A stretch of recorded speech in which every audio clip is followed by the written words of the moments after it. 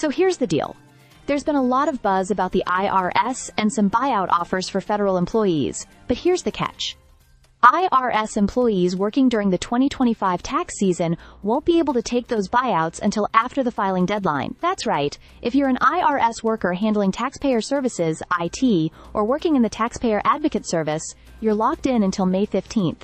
Now let's break this down. The Trump administration rolled out a plan called the Deferred Resignation Program, which is basically a way to trim down the government workforce by offering buyouts to federal employees. The deal is that if you accept, you stop working but still collect a paycheck. Sounds pretty tempting, right? Well, not so fast. The IRS says certain positions are critical for tax season, so those employees can't take the offer just yet.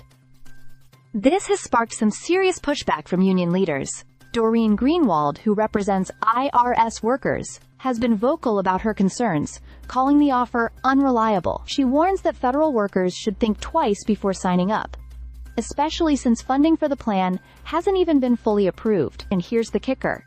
If an employee signs the agreement and later changes their mind, they might have zero power to reverse it. To add to the confusion, there's talk about whether IRS workers who do take the buyout will actually get the full 8 months of pay originally promised. Some are worried they might only get 5 months, which would be a major letdown. Federal employees are already skeptical, and now with the IRS putting restrictions in place, it's looking even more uncertain. So what does this mean for taxpayers? Well, the IRS is still expecting to process over 140 million tax returns by the April 15th deadline, and they need all hands on deck. That means longer hours for IRS employees and no early exits for those who are hoping to take the buyout offer. Greenwald argues that skilled federal workers are essential and that losing them could hurt services for taxpayers. And she's not wrong.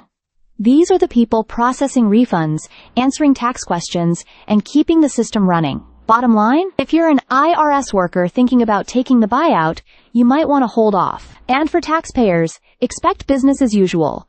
Just don't count on any big shakeups in the IRS workforce until after tax season. Stay subscribed for more videos.